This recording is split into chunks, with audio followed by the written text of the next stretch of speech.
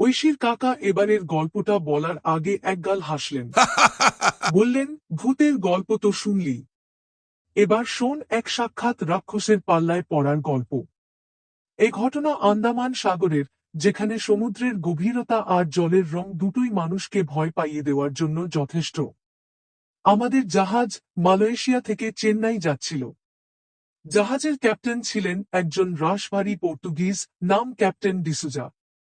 উনি সমুদ্রকে যতটা ভালোবাসতেন ততটাই ভয়ও করতেন। বিশেষ করে বঙ্গোপসাগরের এক নির্দিষ্ট অঞ্চলকে উনি বলতেন শয়তানের খেলার মাঠ। আমরা সেবার সেই অঞ্চলের ধার দিয়ে যাচ্ছিলাম। কাকা বলতে শুরু করলেন, সমস্যাটা শুরু হলো এক শান্ত, মেঘমুক্ত রাত্রে। চারদিকে চাঁদের আলোয় সমুদ্রের জল রূপোর পাতের মতো চিকচিক করছিল।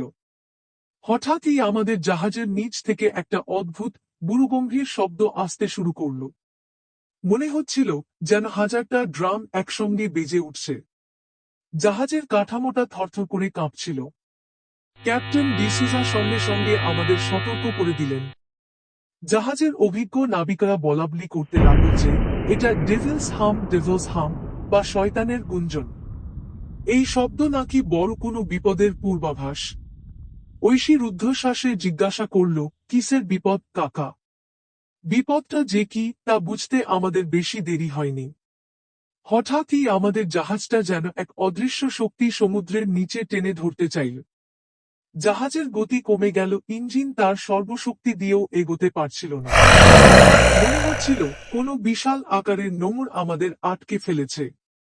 ক্যাপ্টেন সঙ্গে সঙ্গে জাহাজের সব সার্চলাইট জ্বালিয়ে দেওয়ার নির্দেশ দিলেন। আর আলো জ্বলার সঙ্গে সঙ্গেই যে দৃশ্য আমরা দেখলাম, তার জন্য আমরা কেউই প্রস্তুত ছিলাম না। আমাদের জাহাজের ঠিক পাশেই জলের নিচে থেকে উঠে আসছিল দুটো উজ্জ্বল সবুজ চোখ। প্রত্যেকটা চোখের আকারই আমাদের জাহাজের লাইফ বোটের চেয়ে বড়। চোখ দুটো ধীরে ধীরে জলের উপর ভেসে উঠল। তারপর আমরা দেখলাম এক বিশালদেহী, অকল্পনীয় এক সামুদ্রিক প্রাণীকে। ওটা অনেকটা অক্টোপাসের মতো, কিন্তু তার শুঁড়গুলো সাপের মতো লম্বা আর ধারালো কাঁটায় ভরা। ওর শরীর থেকে একটা তীব্র আঁশটে গন্ধ আসছিল। প্রাণীটা তার একটা বিশাল শুঁড় দিয়ে আমাদের জাহাজের রেলিং আঁকড়ে ধরল। জাহাজে তখন তুমুল হুলস্থুল পড়ে গেছে। সবাই ভয়ে দিকবিদিক জ্ঞানশূন্য হয়ে ছোটাছুটি করছে। ক্যাপ্টেন ডিসুজা কিন্তু মাথা ঠান্ডা রেখেছিলেন।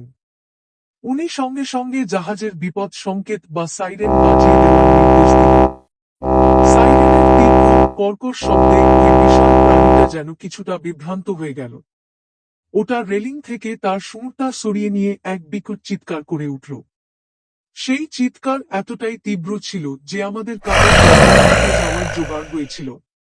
এরপরই ক্যাপ্টেন একটা দুঃসাহসিক কাজ করে বসলেন।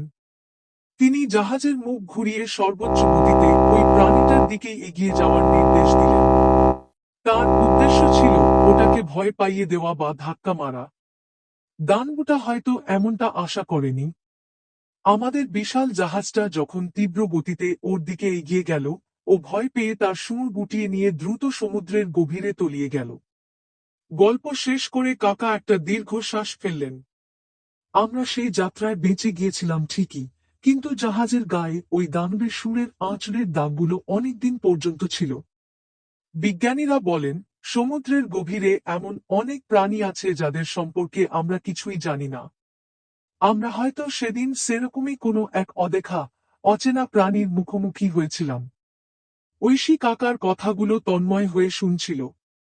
তার কাছে সমুদ্র এখন আর শুধু নীল জলের রাশি নয়, বরং এক অজানা রহস্য আর রোমাঞ্চে ভরা জগৎ, যেখানে যেকোনো মুহূর্তে দেখা হয়ে যেতে পারে এক চোখ ধাঁধানো সবুজ চোখের সামুদ্রিক দানবের সাথে।